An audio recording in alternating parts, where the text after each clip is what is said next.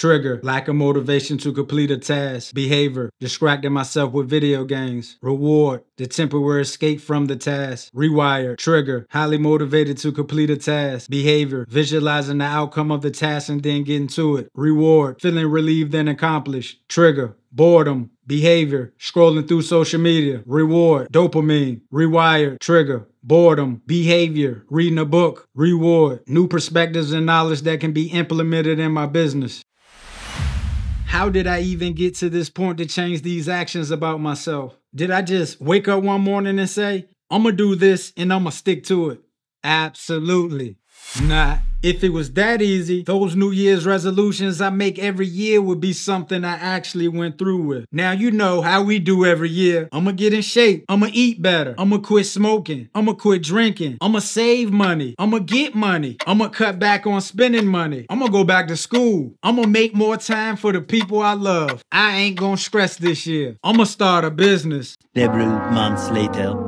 I'm guilty of a few of these. You see, the problem is we don't have a defined goal with a plan behind it that can make that change happen. Basically, we have no direction or focus. Just pure motivation. One thing about relying on motivation is it disappears quickly and you can't depend on it. What we must learn to do is stay on track without motivation, because there's going to be times we just don't have it. What do we do when we're not motivated to be better, to exercise, to write that paper, to change something about ourselves? I know exactly what we do. We fall right back into old habits and routines. You see, we just think we can cut off and on the things that have been ingrained in us over the years. It don't work like that. We have to put in some real work. We need to be clear of exactly what we want to change, why we want to change it, how we go about making that change. What does that change look like when we get there? And what does it look like when we do nothing at all? What if it was something that would keep us at our very best even when we less motivated? I'm talking for your career, your health, your relationships, anything that's personal to you. I'm not talking about making minor tweaks. I'm talking about it's gonna change your life. And it's something you don't have to wait till New Year's to get started. All you have to do is the work. So make sure you like this video and subscribe to the channel. Let's get into it. I like to call this process shift, see, say. Each step is potent on its own, but when you combine all three, whoa.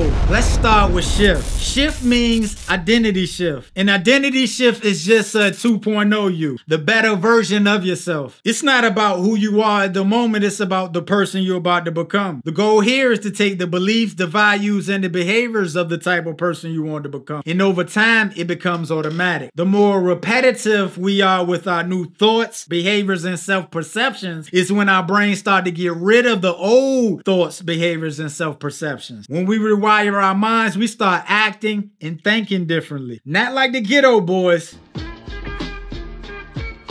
We ain't playing tricks on our minds. We are rewiring it, reprogramming it, reshaping our neural pathways. Everything starts and ends in the mind, right? Our brains control everything from the steps we take, moving our fingers, our life decisions, actions, emotions, all start here. So that's where the transformation gonna take place. So when doing this identity shift, you're not just gonna act like the person you want to become, you're gonna identify as that person. So when you acting, you're just mimicking behaviors. While being is you genuinely becoming a new version of yourself inside out. So just don't start a business. Identify yourself as an entrepreneur. Just don't try to quit smoking cigarettes. Identify yourself as a non-smoker. Just don't go on a diet. You are a healthy eater. If you want to start saving money, call yourself a saver. You want to start getting up in the morning, you are now a morning person. You want to learn how to code, identify yourself as a programmer. You want to stop being lazy or procrastinating in your life, identify yourself as a go-getter. Then what you do is take on the beliefs, values, behaviors, and self-perceptions of that type of person. So how does a go-getter see themselves? They might see themselves as resilient, calculated risk takers, people who go and accomplish goals no matter what. What are the beliefs of a saver when it comes to money? They believe in living within their means,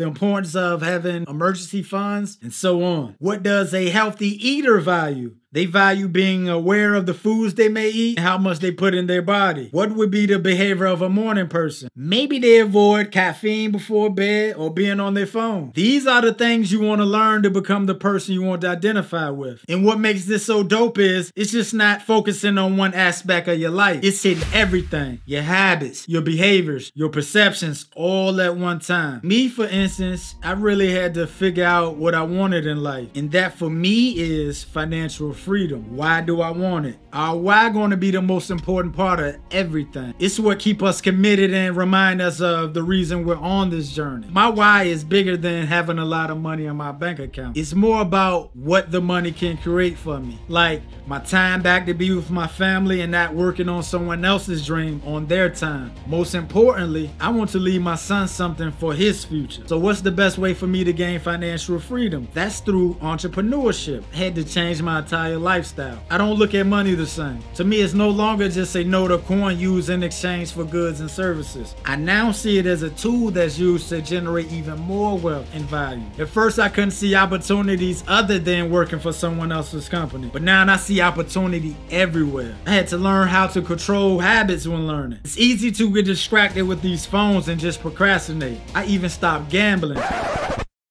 Okay, I'm lying now. I'm acting like Martin in that episode when he hit the lotto.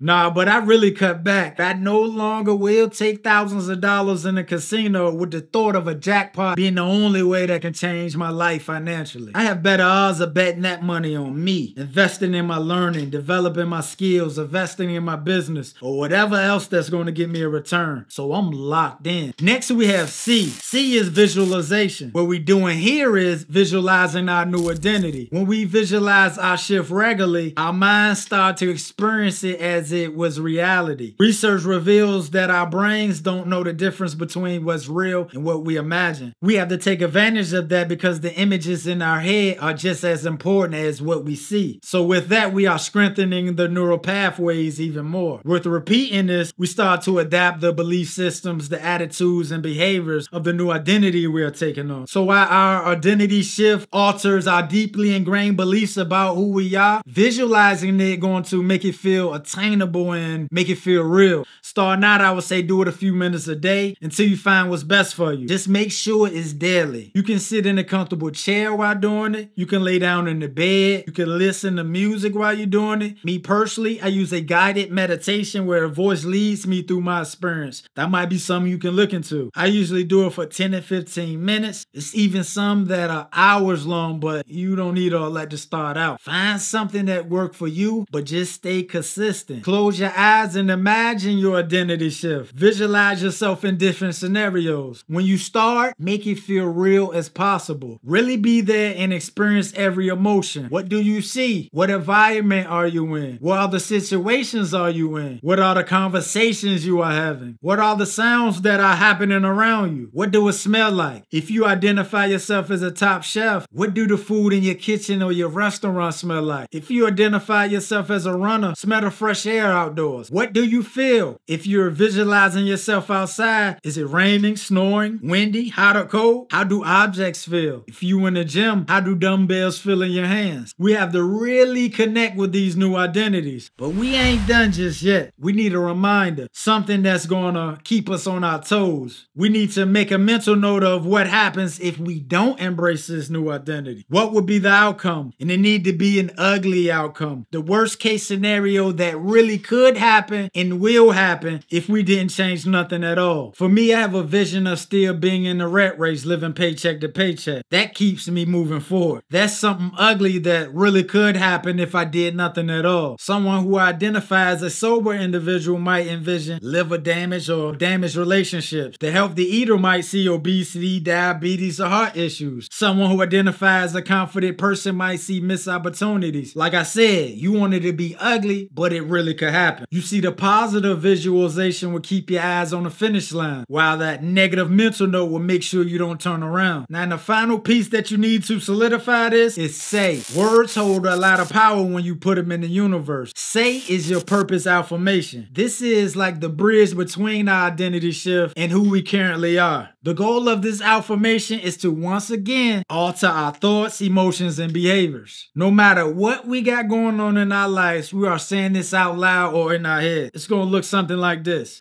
Your identity shift plus specific goal plus your why equal your purpose affirmation. Identity shift is who you're becoming. Specific goal is what you want to achieve. Your why is why it matters to you. Examples of this could be someone who wants to stop smoking, for instance. I'm a proud non-smoker, committed to being free of cigarettes, living longer, and regaining control back over my life. If you want to focus on being a better parent, yours can be, I am a present parent. Focus on spending more quality time with my children every day to create memories that last forever. Someone who wants to advance their careers could be, I am a dedicated hard worker, committed to going the extra mile to achieve my professional goals. Everybody's going to be different. Even if our identities are the same, our goals and our whys are going to be different. So write this down, remember it, believe it, and speak it. Once that happens, watch how different your thoughts, actions, and decisions are. But before you get all excited and started, it's some work you got to do to prepare yourself for it. First thing you want to do is be mindful. Where are you presently today? Like right now. Because before you start, you have to know where you stand. What are your current beliefs? Did they come from your childhood or something you picked up over the years? What are your current routines and habits? Our routines take conscious thoughts while our habits are automatic without thinking. What do you value in your life right now? What would stop you from taking this journey? Next thing I want you to keep in mind and understand that your brain is going to fight this. Know that this is normal, so stay patient with yourself. For one, our brains love things that we are familiar with. Second, our brains love safety. It's going to go into protection mode against anything new that feels like a challenge or a threat. And third, our brains want to be as efficient as possible. That's the reason we form habits in the first place. Forming new behaviors and routines take a lot of conscious effort, so our brains don't like that. They want to stick to things we've been doing. So your identity shift going to disrupt all three of these things. It's just a natural part of your journey.